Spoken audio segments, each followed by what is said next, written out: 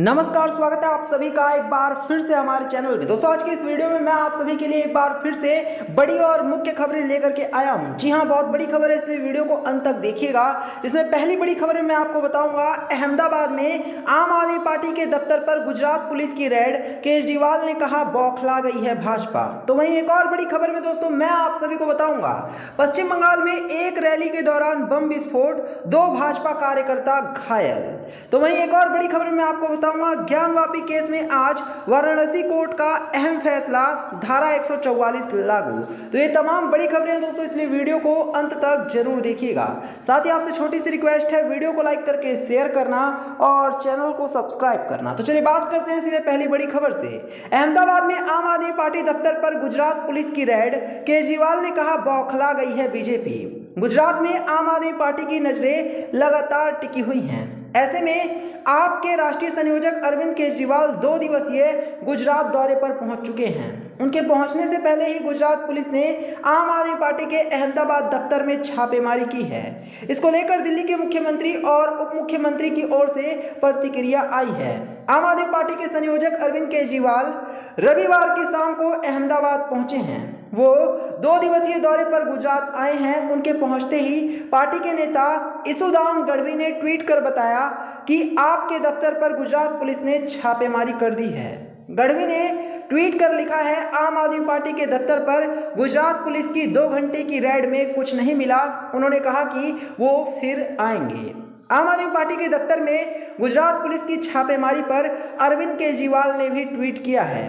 केजरीवाल ने कहा कि आम आदमी पार्टी को मिल रहे जन समर्थन से बीजेपी बुरी तरह से बौखला गई है। केजरीवाल ने लिखा, गुजरात की जनता से मिल रहे अपार समर्थन से भाजपा बौखला। आपके पक्ष में गुजरात में आंधी चल रही है। दिल्ली के बाद अब गुजरात में भी रेड करनी शुरू कर दी गई है। दिल्ली में कुछ नहीं मिला, गुजरात में भी कुछ नहीं मिला। हम कट्टर, ईमानदार और देशभक्त लोग हैं। गुजरात पुलिस की रेड पर केजरीवाल के साथ सिसोदिया ने भी बीजेपी पर हमला बोला। सिसोदिया ने लिखा, जैसे जैसे गुजरात चुनाव नजदीक आ रहे हैं वैसे वैसे भाजपा का डर बढ़ता जा रहा है। गुजरात चुनाव में भाजपा का एकमात्र लक्ष्य है किसी भी तरह अरविंद केजरीवाल और आम आदमी पार्टी को रोकना है।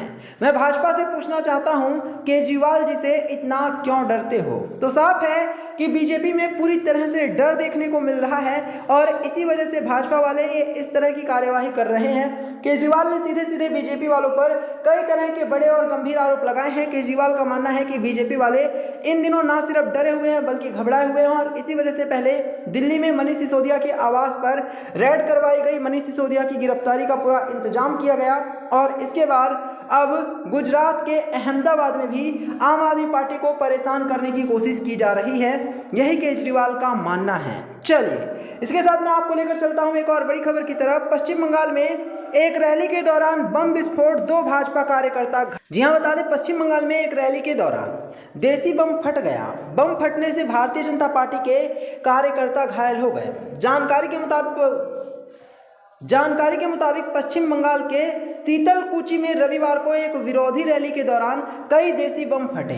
धमाकों में भारतीय जनता पार्टी के 2 कार्यकर्ता घायल हो गए। भाजपा के घायल कार्यकर्ताओं को उपचार के लिए जिला अस्पताल में भर्ती कराया गया है, जहां उनकी स्थिति सामान्य हो रही है। मालूम हो कि राज्य में हाल ही में ईडी और सीबीआई ने कई जगहों पर छापेमारी की थी। छापेमारी के दौरान केंद्रीय एजेंसियों ने भारी मात्रा में नकदी बरामद की थी। राज्य में छापेमारी के दौरान बड़े पैमाने पर नकदी मिलने के कारण राज्य की विपक्षी दल भाजपा ममता सरकार के खिलाफ विरोध प्रदर्शन कर रही थी और राज्य में विभिन्न घोटालों में कथित रूप से शामिल टीएमसी नेताओं की गिरफ्तारी की मांग कर रही थी। विरोध प्रदर्शन के दौरान रैली के दौरान हुए धमाके के तुरंत बाद भाजपा के जिला अध्यक्ष सुकुमार राय ने आरोप लगाया कि टीएमसी कार्यकर्ताओं ने भाजपा के कार्यकर्ताओं पर बम फेंके हैं।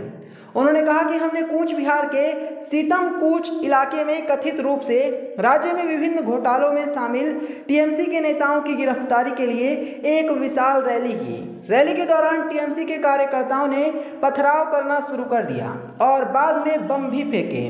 बम धमाके में भाजपा के 2 कार्यकर्ता घायल हो गए।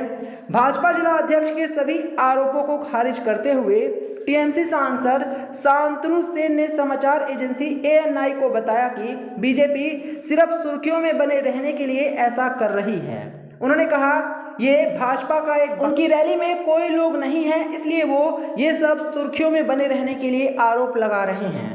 टीएमसी को भाजपा की रैली पर हमला करने की कोई आवश्यकता ही नहीं है, क्योंकि भाजपा एक आत्मविनाशकारी पार्टी है। टीएमसी का इन सभी से कुछ लेना देना नहीं है। तो जिस तरह से ये हमला हुआ है उसके बाद टीएमसी पार्टी के ऊपर गंभीर आरोप लगाए जा रहे हैं, लेकिन टीएमसी का ये मानना है कि ये सब कुछ टीएमसी ने नहीं करवाया है, बल्कि ये सब कुछ अपने आप ही हुआ है। चलिए इसी के साथ मैं आप सभी को लेकर चलता हूं एक और बड़ी खबर की तरफ। ज्ञानवापी केस में आज अहम सुनवाई, आने वाले फैसले को लेकर जाने हिंदू मुस्लिम पक्ष ने क्या कहा है। जी हां, आपको बता दें ज्ञानवापी केस को लेकर दोस्तों आज एक बहुत बड़ी सुनवाई होने वाली है और इस केस को लेकर माना जा रहा है कि आज पूरी तरह से निर्णय हो जाएगा कि आगे इस केस में क्या होना है। तो चलिए बताते हैं पूरी खबर है क्या। बता दें ज्ञानवापी श्रृंगार गौरी विवाद सुनवाई योग्य है या फिर नहीं, इस पर आज वाराणसी जिला की जज की अदालत में फैसला होगा। 3 महीने से ज्यादा समय तक चली सुनवाई में दोनों पक्षों ने अपनी दलीलें दी हैं। हिंदू पक्ष की ओर से इस मामले को सुनवाई योग्य करार देने के लिए कई साक्ष्य प्रस्तुत किए गए हैं। उधर मुस्लिम पक्ष ने इस वाद को खारिज कराने के लिए अदालत को सबूत सौंपे हैं। बेहद महत्वपूर्ण इस मामले में बहस के दौरान मुगल आक्रांता औरंगजेब तक के आदेशों का हवाला दिया गया है। सिविल जज सीनियर डिवीजन की अदालत की ओर से ज्ञानवापी परिसर में कराए गए सर्वे के बाद अंजुमन इंतजामिया मसाजिद कमेटी सुप्रीम कोर्ट चली गई थी। इसके बाद सुप्रीम कोर्ट ने जिला जज की अदालत को ऑर्डर 7 रूल 10 के तहत सुनवाई का आदेश दिया था। इस मामले में न्यायालय इस बात पर सुनवाई कर रही थी कि आजादी के समय विशेष उपासना स्थल कानून ज्ञानवापी श्रृंगार गौरी मामले में लागू होता है या फिर नहीं। हिंदू पक्ष के अधिवक्ता सुभाष नंदन चतुर्वेदी ने कहा है कि आदेश अपने ही पक्ष में आएगा, इसमें कोई संशय नहीं है, क्योंकि सारे साक्ष्य हम लोगों के कोर्ट स्वीकार करेगा कि ये मामला चलने योग्य है। गौरतलब है कि काशी विश्वनाथ मंदिर और ज्ञानवापी मस्जिद को लेकर आधा दर्जन से ज्यादा मुकदमे अलग अलग कोर्ट में लंबित हैं। अंजुमन इंतजामिया मसाजिद के अधिवक्ता मुमताज अहमद ने कहा है कि आदेश जो भी आएगा उसे स्वीकार किया जाएगा, कोर्ट का आदेश ही माना जाएगा, उसके बाद जो प्रक्रिया होगी उसे किया जाएगा। बता दें जिला जज की अदालत में 4 महिला वादियों की ओर से सुप्रीम कोर्ट की अधिवक्ता हरिशंकर जैन और विष्णु जैन ने पक्ष रखा। इसमें उन्होंने 26 फरवरी 1944 के गजट को फर्जी करार दिया और दलील दी थी कि ये धौरहरा बिंदु माधव मंदिर के लिए था। बादशाह आलमगीर ने हिंदू मंदिर तोड़कर मस्जिद बनाई है। तो इस तरह की तमाम बातें चल रही हैं और आज इस पर एक अहम सुनवाई होने वाली है। उम्मीद करते हैं कि सारी चीज़ें आज क्लियर हो जाएंगी। तो यही था वीडियो को लाइक करना, इसे और लोगों के साथ शेयर करना और चैनल को सब्सक्राइब करना। धन्यवाद।